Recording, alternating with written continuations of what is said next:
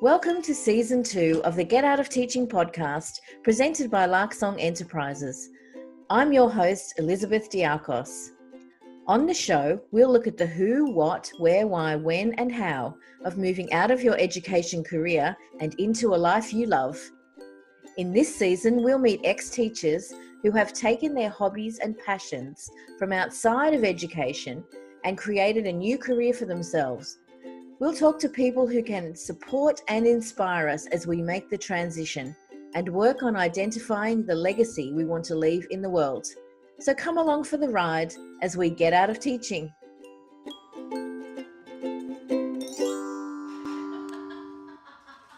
Episode 21. Hi everyone and welcome to the show. On today's show, I'm very pleased to be interviewing Karen Thompson-Anderson, and I just wanted to explain how we got to be in this conversation, because Karen isn't a teacher and nor is she an ex-teacher, and that's usually who I talk to. And so I wanted to explain kind of how we met. And we actually first met, although I don't think either of us actually remembered the meeting, at a storytelling event, but have since met in a storytelling workshop. And part of the work that we had to do was to tell a story about an event that had happened. And so for me, one of the many moments that contributed to me wanting to leave education was this day. And so I'm going to tell you just very briefly about this day. The art room was light and airy. Large windows overlooked the leafy schoolyard. I loved to sit there on my computer in the hiatus before the first bell rang for the day.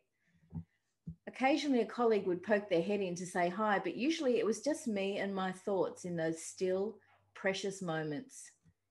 In bounds the boss with an almost manic energy. "We really need you, Elizabeth." My heart swelled. I'm a respected, valued member of the school community, a skilled professional with a wealth of knowledge about my subject area. You see me. "We really need you because you provide planning time for the other teachers." My heart shrank. I plunged into a swirl of shame, grief, and breathless disbelief. I didn't have the words then to stand my ground, to repel that remark. How I wish I'd questioned that thinking and reclaimed my worth.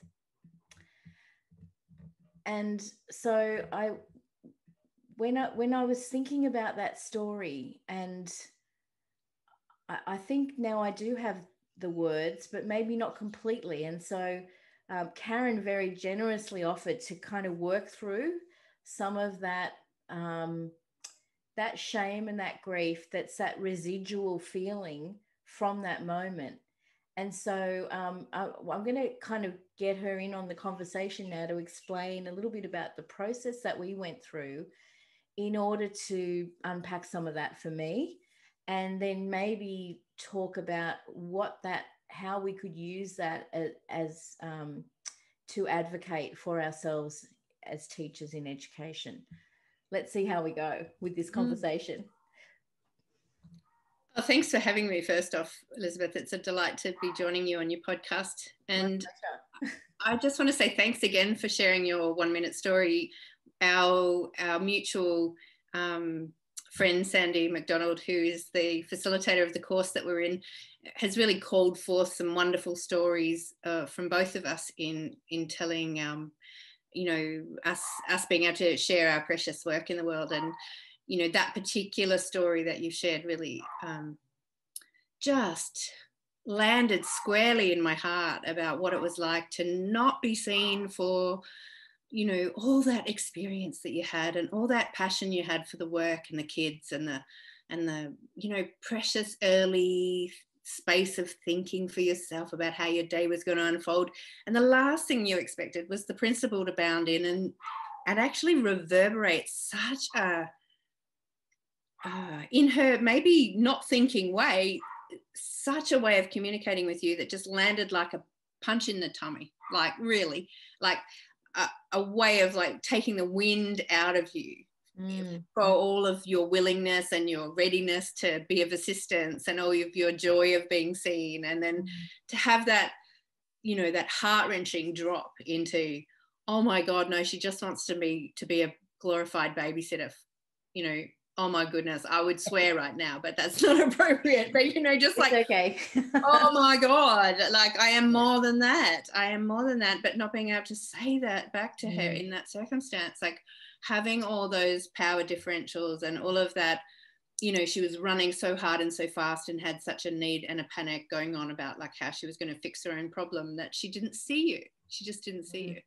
So coming back to your question, inviting me to sort of add in how a little bit more about how we then did a piece of work around that, because hearing that story of yours, I was very moved to offer you a session, and you know, we had some time to really unpack that beautiful story and go back to the moment, revisit that moment, and have a way of being with it that re-empowered your voice, re-empowered you to actually pause the principle in your memory, say what you needed to say to her about how that had impacted you that moment, and then unfreeze her and let her tell you with more empathy what she'd actually really meant to say, if we would have guessed in her most present, most respectable way how she could have asked that question of you,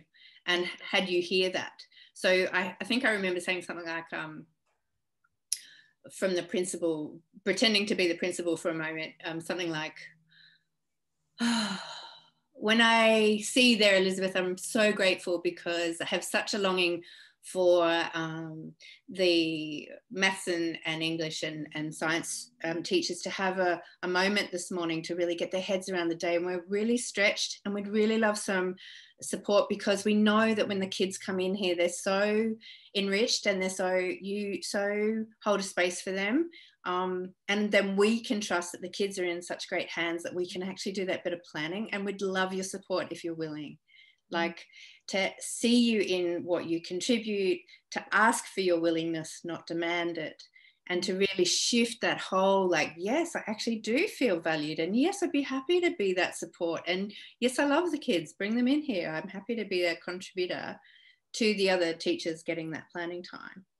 So, you know, just how important, this is the essence of it, how important it is the way we language to each other.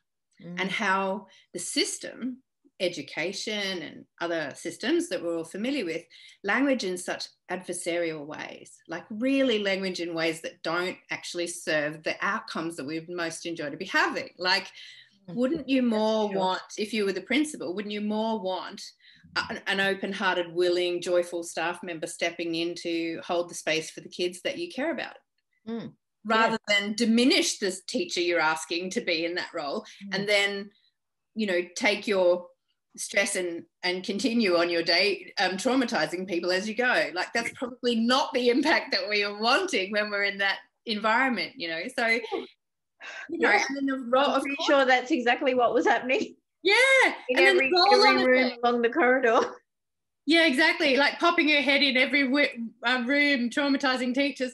But I mean, you imagine then the roll-on effect for the teacher who then doesn't feel seen and acknowledged, valued, and then how they carry that mood into their teaching for the day. So like the kids who they might normally have a bit more tolerance for become more difficult that day, and like just the roll-on effect of or you actually you pull up, Brene Brown talks about this like armor, this front armor. So you put up armor that renders you almost invincible, but also means that there's no vulnerability there. There's no trust anymore. It's all taken away by that armor. And the armor prevents the heart getting through from the other side, from the inside. So we've got this situation where a child doesn't feel your warmth and your attention. They just feel your productivity and your effectiveness. And those are very different energies in a classroom setting. Like being alongside a student, even just energetically, to say, look, I'm here and my heart's here for you, and I'm going to give you some instruction, but it's coming from a place where I actually have your best interests at heart today. Like, we're going to have some fun, and we're actually going to get this task done today too. Like, I'm holding a container for you to stretch and grow, and it may or may not always be easy what I'm asking you to do. Sit down and be quiet and do the work. Like, that's not always easy, but actually I'm coming from a place where my heart's not hidden behind a shield, because that's when we get the behavior from others we're less likely to want, and it's going to make it more difficult to then get the outcomes that we're wanting, both for ourselves and for the students. So you know, being in these adversarial environments and having only really adversarial language to work with, like, I do want to acknowledge that we're saturated in the culture with the language of parenting and the language of institutions like our legal system, and all of it's based on this: who's right, who's wrong, maybe what's good and what's bad in this moment. Like, if you're unable to sit in your chair as a student, maybe that's seen as bad right now. And so how we language really has an impact on how we are effective, as well as how we can keep our heart open in the different settings we find ourselves. And whether that's with someone who we perceive has more power than us, like in the hierarchy, where we've got someone whose role is to be in charge and to be in that leadership position, or in the hierarchy underneath us. And so how our language shifts for that unconsciously to be more appeasing or more conciliatory, or be more demanding if we feel like we can use a demand to have effectiveness quicker than having to use words that will help the person feel like you're alongside them. So it's very, you know, it's where we're all growing through this new paradigm into a language of more empowering, more empathic sort of way of getting along. And you know, I think our times are calling for us to be more collaborative, both as teachers together, like in the school setting. I think, you know, I know politics can be difficult. I've been a parent of two kids, of 21 and 17 now, but being even in the parent body was politics enough, let alone being in the administration. And so, or in the teaching staff, being able to have more collaboration and not have the parents or the teachers feel lumped with unreasonable expectations, really. Anyway, that's probably more words than I'd imagine saying, but I feel really inspired by what you do, Elizabeth. And I'm, you know, when I hear that story, and I know that there's so many other teachers out there in those moments where they really don't feel as valued as they would really like. And I would really love to support some new languaging about how to respond to that. How do we advocate for ourselves in circumstances where someone else has perceived more power and they're asking in ways that don't respect how we'd really enjoy to be heard and seen? And so we just, where I felt like in that moment, she wasn't really asking me for anything. I was timetabled, you know, I was going to take those classes anyway, but it was just the spin that she put on it really was, you know, you're providing planning time for the other teachers. And I'm like, you know, now I'm out of it, I can go, no, I was giving them this amazing experience, or at least it could have been, except like you say, by the time I got to them that day, almost certainly I was just like, let's just get through it. Nobody gives a shit, you know, really. That's kind of how I felt. I mean, at the time, I'm pretty sure I was feeling pretty crushed. And actually, when we did that, I can't even, how would you describe what we did together, that exercise that we did together? It's an interesting process. It's actually through a communication, because I'm a qualified communications coach. I did some training with someone called work in with Marshall Rosenberg, who designed Nonviolent Communication. And so I've trained with teachers who trained with him. And that process that we did was giving ourselves empathic communication in a memory. So like empathic time traveling, back to the childhood parts of us that had those impactful moments that we're still carrying with us in a very unhelpful way. Like, you know, when we have instances like the one you've described and we don't speak for ourselves, we sort of have those clenching experiences in the body, or we have that sort of shrinking of the sense of self, or the recoil from that trauma of being impacted by such a thing. And if we don't know how to cleanse or clear our emotional body of those impacts, we carry them forward with us. And so, you know, 5 years later, 10 years later, 30 years later, we're still carrying this sort of impact of that ouch that happened. So the process we did was an empathic time travel back to the time when the impact happened, and we reorient that story, and we bring the orphan, in inverted commas, that part of you that was traumatized then, we sort of empathize with her, have her return to her sense of full power. And I think I remember at the end of our process together, you were standing up from the stool that you'd been sitting at when the principal came in the room. You'd stood up and you'd re-established a bubble around you of like your power and your capacity to respond, and your empathy to see that she's an overworked principal with no skills in this moment to communicate with you in a respectful way. And like, you just were totally different human being by the time we left that process. And then we brought her home. So she came back through time and space to your present moment so that you could feel that integration. You know, and this is, an empathic time travel is the short answer. Yeah, right. Going back and really reorienting the body and the shape of us. Like we're a beautiful full shape when we're in our full power. And we have a sense of space around us that we're holding, and we feel seen and valued by ourselves before anyone else, so that when anyone else comes towards us and has that impact on us, we actually have a bubble that we can reverberate that impact through, and actually, you know, hold it at a different perspective instead of letting it hit us straight in the heart and have such a demoralizing impact on us. Yes, that's amazing. And in that, while we were doing that process, the time travel process, there was a moment when I felt like like you said, the wind was taken out of my sails, and it actually reminded me of a time in grade 5 in primary school when another student punched me in the stomach and winded me, and I was just like lying on the floor, curled up on my side, and kind of making little squeaky noises because I couldn't get any air into my lungs, and completely powerless in that moment. And that's what it felt like. And you just brought that feeling up again for me of being, like I say in the story, breathless disbelief. Like I was breathless, devoid of breath.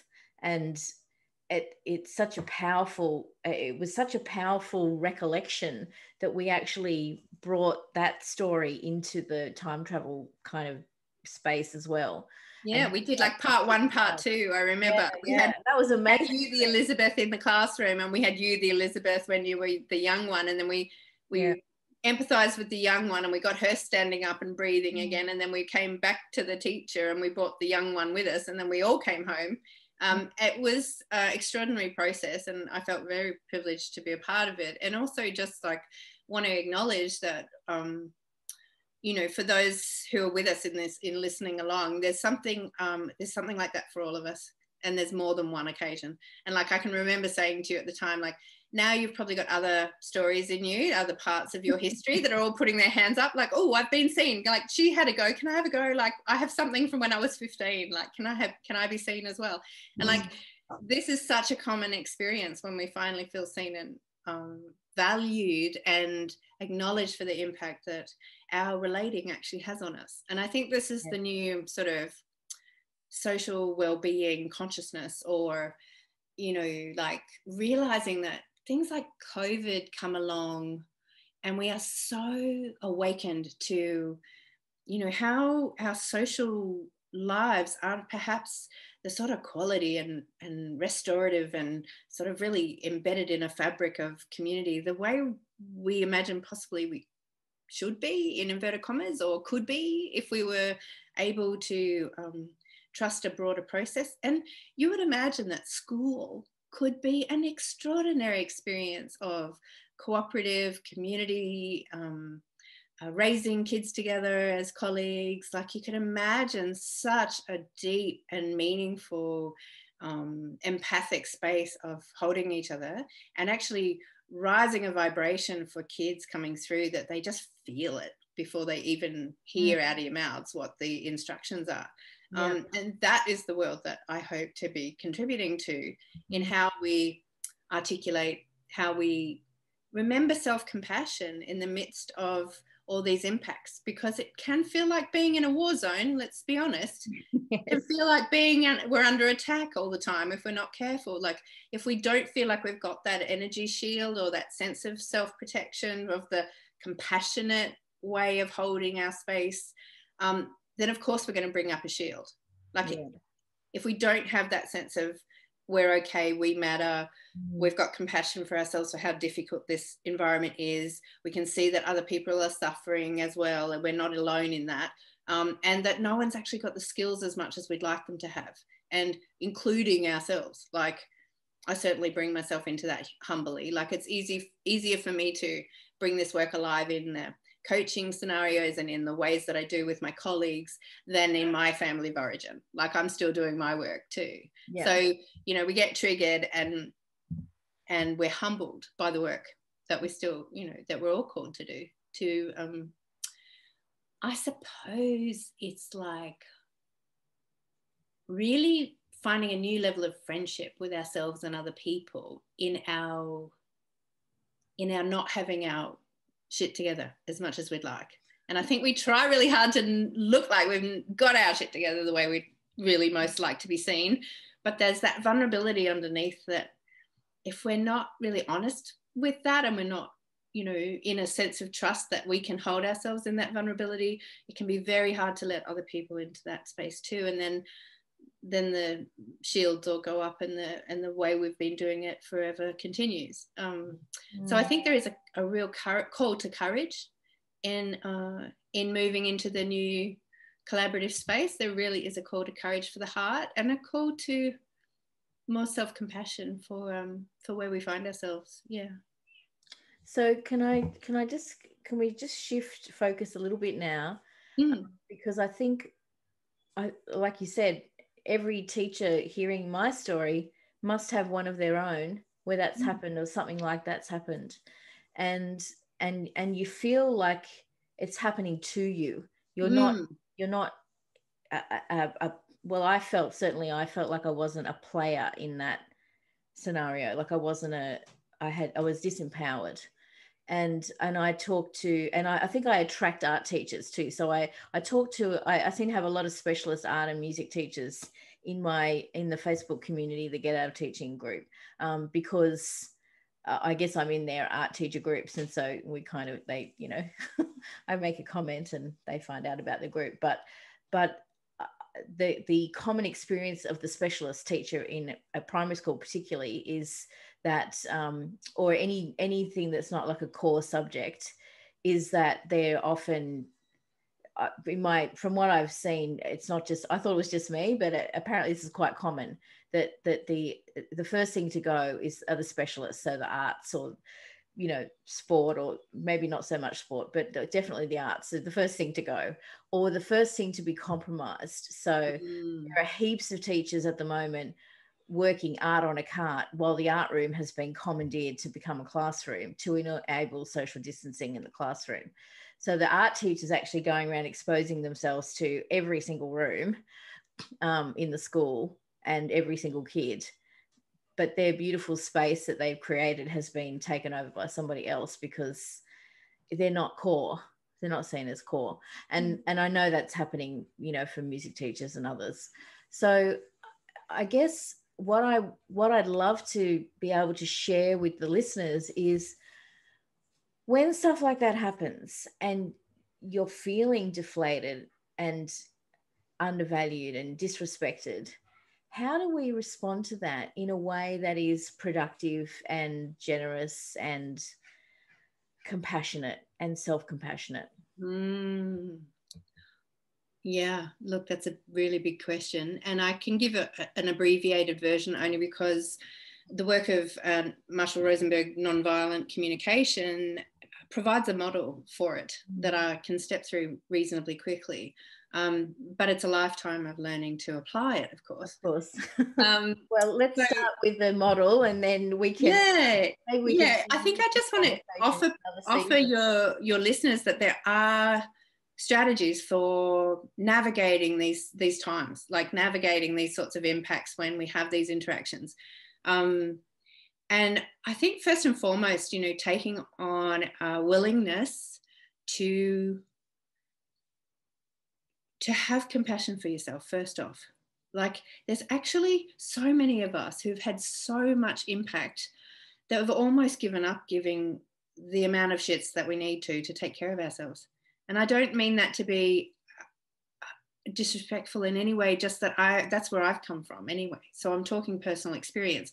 Like, I'd got so full of impacts. I was a carer for 15 years and had so taken on the burden of other people's feelings and needs to the point where I pretty much given up on my own. Like, and I don't think I ever really learned as a child or as a young person that my needs really mattered that much.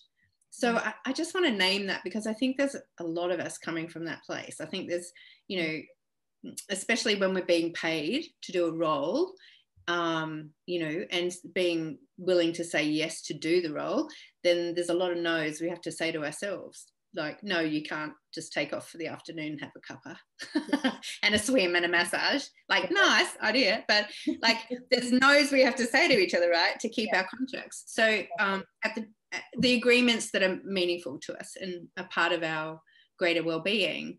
So it's like, how do you set a container, a self-compassionate container inside the circumstances you find yourself? So I want to say with Marshall Rosenberg's model, first off, there's 4 steps. Okay, so the first step is be clear if you're making an evaluation or an observation. And there's a famous quote by, I think it was Rumi, that the greatest intelligence is to know the difference between an evaluation and an observation. An observation is to say, like, when I think I said it to you when we were doing your process, so the principal walked in the room and said those words to you in that tone. Yes. Yeah. Instead of, what a bitch. Excuse me. Yes. It's like, oh my God. Yeah. Like, you know, instead of doing an immediate evaluation of the situation and the person, see if you can do that, get that clarity between the two, so that you go, okay, observation, principal's just walked in the room and said these words in that tone. Yes. Like, there's an observation, you try to lean in the direction of observation rather than an evaluation, because evaluation will give you an immediate body reaction and it will shut your heart really fast. So before you do anything, you're back in your defended place and then you can't do the work.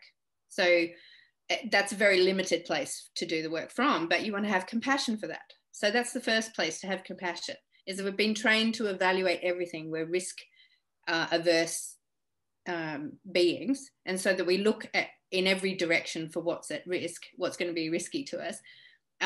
We're going to want to evaluate that's what we were given as logic process when we were growing up. This is what you do. You look at the pros and cons and you assess risk in your environment. So we're trained to do that, evaluate. So just to be compassionate for yourself. One, you're going to evaluate, and one, you're going to be triggered. But to notice that you can reword that in your head. Okay, so that's first step. Second step is, how do I actually feel about that? Instead of evaluating the feelings, because often we go, you know, oh, she's a so-and-so. I feel that she should, right? That's not a feeling. That's an evaluation of what she should be doing, that you would rather her be doing, because she'd be a better person if she was doing that, right? Yeah. So we go to, I feel that she. So a lot of our feelings aren't actually feelings, they're evaluations as well. So we go from, so step 2 is actually feel the feeling or name the feeling word. So instead of I feel that, it becomes, I feel enraged and scared and confused and sad all at the same time. But they're real feelings. Yeah. And that actually helps you stay in the heart zone where you're actually honoring your own feelings. Like, you're not evaluating her, evaluating the trigger person. You're staying with your heck about what you're feeling, because often when these sort of triggering experiences happen, we're massively confused about what we're feeling. We're actually in freeze because we're so confronted by what's just happened that we can't even feel safe to feel our own feelings. So I just want to name that too. Hence, self-compassion. I don't even know what I feel right now. I'm completely confused and overwhelmed. Yes. So step one is self-compassion for I evaluate and I'm off triggered. Step two, self-compassion for the fact I can't even feel my feelings. I'm in so much shock. I wonder what my feelings are, and being gentle with yourself as you inquire, like, yeah, I'm actually really confused about my feelings. I think I feel rage and shame and, you know, horror and indignation and like all this mixture of feelings that are all these different voices and parts of you wanting to have a space to be acknowledged for the impact on you. That's step two. Step three is actually make a distinction between what the strategies might be in the moment versus what you're actually needing. So I want to make a distinction here that's important. Usually we go, oh, something happens, I feel that that person should jump off a cliff, and actually the strategy is I'm just going to cold shoulder this person for the rest of the term, can't be bothered with their bad, you know, behavior. So strategy is cold shoulder. Yeah. But what we're not doing is connecting to what we actually need. So in the self-compassion model, we'd go step three. What am I feeling? Well, confused, overwhelmed, upset, enraged. And I'm actually needing some support or some care and respect right now. I actually really want to be cared about. I want to matter. Now, that's actually naming what you're needing. So that's bringing another level of self-compassion, is like, yeah, actually, I want to matter in the school community. I want to be seen with care and respect. I want to be spoken to in a way that engages my trust and my authenticity and my safety, that those things matter. Yeah. So it's that third part of the model. And then the fourth part of the model is, which is really tough. They're all tough. But the last one is, what's the distinction between how we react by demanding or whether or not we make a request? And the energy between both is worlds apart. So if in our traditional model we go, she should jump off a bridge, I'm going to cold shoulder her all term, and you know, if you're grown up in a household where you can speak your mind, you might say, you know what, you should just leave me alone for the rest of term. That's a demand. Don't even speak to me for the rest of term. Don't want anything to do with you. If we've grown up in a household that fights openly, and if we've grown up in a household that doesn't fight openly, it might be, I'm just going to give her bad energy. I'm going to walk out of the room when I see her and stuff like that. Like, we do ways of demanding that the person stay out of our space. Yeah. And then the request would be actually using language to say, I'm feeling really hurt, confused, a little bit angry. I'm really needing some support and some clarity about how to even respond to what you've just said to me. So I'm actually going to ask for some space so I can come back to you and have this conversation with you a bit later.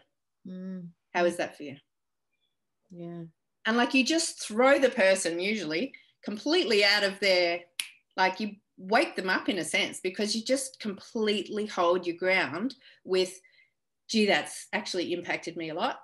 I don't know actually how to respond to that right now. And I'm going to ask for the time I need to process that, actually, because that doesn't feel like respect or care right now. And I'm not in a place where I can respond to you with the sort of care I'd like. So time out, mate. It's like not engaging. Like, that's a courageous act of communication these days, to actually ask for space, to have a moment to think about how you'd like to respond.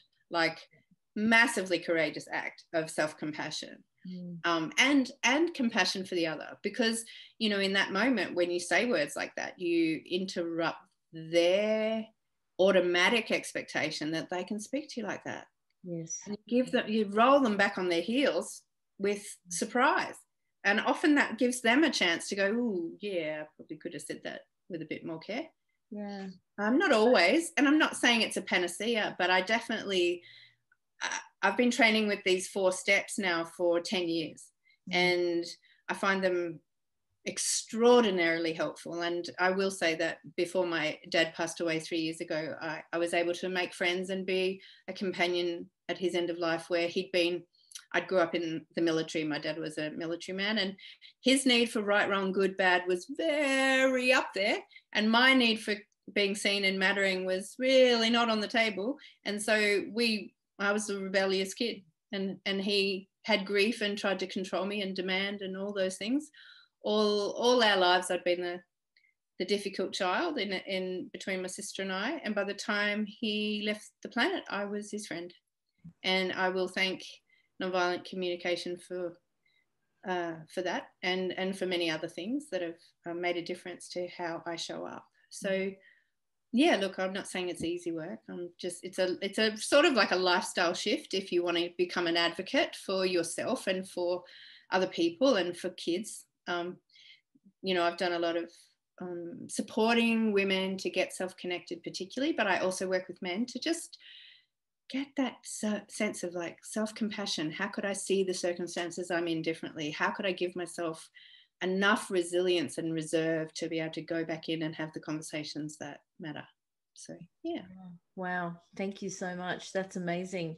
I actually think we've covered so much ground here today. I almost don't want to go any further, because I feel like there's so much insight to be gathered from what you've already said to us. And I guess what I do need to ask, though, if someone wanted to work with you, maybe to work on ways to increase the way they show up that's self-compassionate but more powerful, and using those nonviolent communication strategies that you talked about, how would they go about working with you, Karen?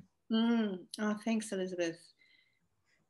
I would be open to doing some, like I have a little bit of room for some extra coaching one-on-one clients at the moment. And I'm just happy for people to reach out and anyway ask me whatever's going on for them. I'm happy for them to share that with me. And I'll just give you an email address, which is Karen, Karen, at activatewellbeing.com. And just encourage people to email me directly. I have had a myriad of websites, as many of us who are investing in like how we have our website show up, how we do our sharing in the world about what we do. And I've had run programs and you know, YouTube classes and all sorts of different things. But right now, what I really enjoy is that one-on-one, real deep support to supporting the self-compassion, but also the languaging skills, so we can better advocate for ourselves in the systems that aren't working. They're not working for us. They're not working for the children we care about. When they're not working for our colleagues either. And, you know, it's big work to step up and take care of yourself in that sort of a space, but it's also big work to become an advocate for others, to see what's possible. It's just like you start to be a spark of influence in your environment for new ways of seeing how it could be. So, you know, more I can do that, the happier I am. Yeah. And I think, like, as you identified in your own story, many teachers are also carers outside of the education realm. They're, you know, they have young children, or they have young adult children and elderly parents, or they're caring for someone almost always. And so there's this added layer of the need to self-advocate, but also to have that self-compassion, because you're giving on every front. And sometimes it's really hard then to kind of garner the resources that you need to function yourself. Yeah. So that's awesome. Thank you so much for that info. That'll be in the show notes for anyone who wants to get that email address. And Karen, I just want to thank you again so much for coming on the Get Out of Teaching podcast today. Total delight. Thanks so much for having me, Elizabeth.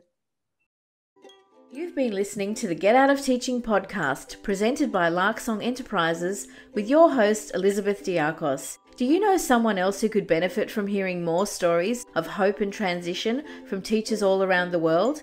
Please take a moment to share this and other episodes via your podcast app. Each share helps me reach listeners just like you who can benefit from this content. The Get Out of Teaching podcast is proud to be part of the Experts on Air podcast network. For show notes and other resources, please visit larksong.com.au/podcast.